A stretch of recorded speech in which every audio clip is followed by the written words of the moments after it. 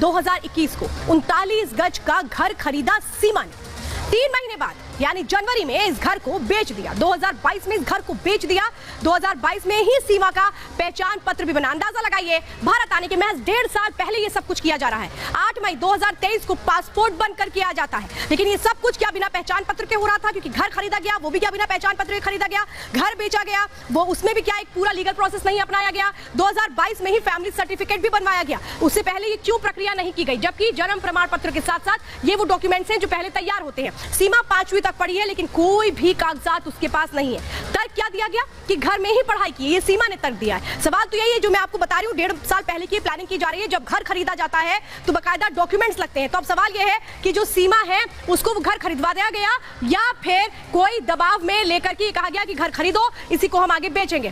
फिलहाल ये बड़ी जानकारियां इस वक्त मैं आपको बता रही हूँ और अब आगे मैं आपको बताती हूँ ये संयोग है या फिर साजिश है। सीमा ने हिंदी भाषा सीखना शुरू कर दिया। इसकी जरूरत क्या थी? क्योंकि वो उर्दू जानती थी, पाकिस्तान में रहती थी, फिर हिंदी सीखने की जरूरत क्या थी? सोशल मीडिया पर धार्मिक अकाउंट्स को फॉलो करना शुरू कर दिया, हिंदू धर्म के रीति रिवाजों को अपनाना शुरू कर दिया। कहा गया करवा चौथ का व्रत उसने रखा, नवरात्र के व्रत उसने रखे। अब सवाल तो ये था वो ये पाकिस्तान में रहते हुए ये सब कुछ क्यों सीख रही थी, ये सब कुछ क्यों कर रही थी? भारतीय परंपराओं की सतही जानकारी वो क्यों हासिल कर रही थी? आपके माइंड में भी डाउट आ रहा होगा ना कि भाई आप भी अगर अपने धर्म को जानते हैं दूसरे धर्म में क्यों जाएंगे, क्यों उसके बारे में जानकारियां हासिल करेंगे? सलीके से भारतीय कपड़े पहनना भी इसको किसने सिखाया? क्योंकि अभी हम पाकिस्तान से अगर देखें तो जो भी रील्स आती हैं सामने उसमें ये सूट पहनती है, लेकिन भारत आते ही जब सचिन के साथ रहती है तो साड़ी पहनना शुरू कर देती है। तो ये सब कुछ किसने सीमा को सिखाया? इसीलिए डाउट हो रहा है सीमा का मकसद क्या हो सकता है। लेकिन नेपाल से भी जो रिपोर्ट्स निकलकर सामने आ रही हैं, नेपाल में हमारी टीम मौजूद है, वहां पर क्या हकीकत पाई गई है वो सुनिए जरा।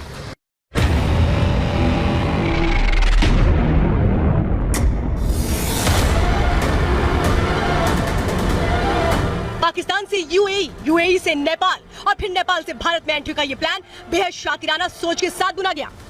सीमा के दिमाग में हिंदुस्तान में दाखिल होने का पूरा प्लान एक एक स्टेप के साथ छपा हुआ था। इसके लिए बस उसे एक मोहरे की जरूरत थी और इस मोहरे के रूप में उसने चुना सचिन मीणा को।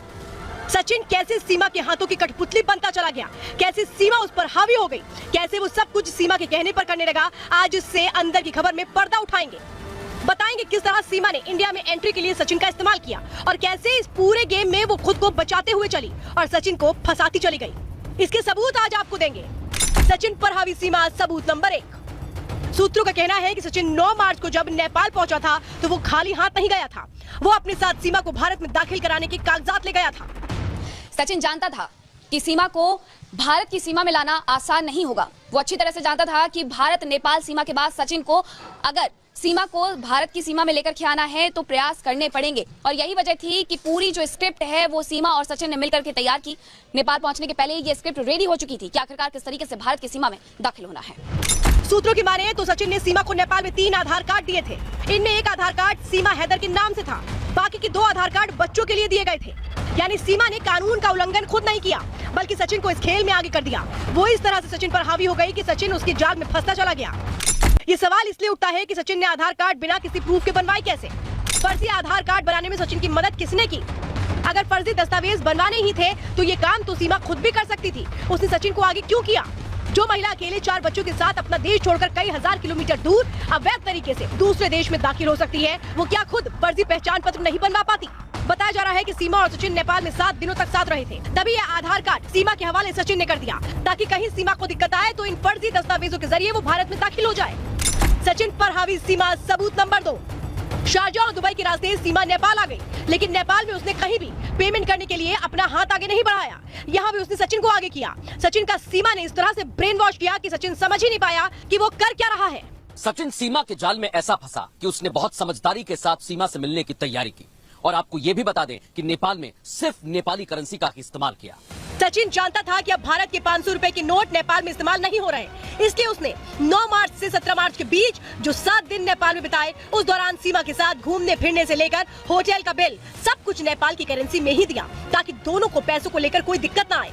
सीमा अवैध तरीके से भारत में घुसी। इसके अलावा उसने कानून का उल्लंघन करने वाले सभी मसलों में सचिन का इस्तेमाल किया। आशंका जताई जा रही है कि ये सब प्लान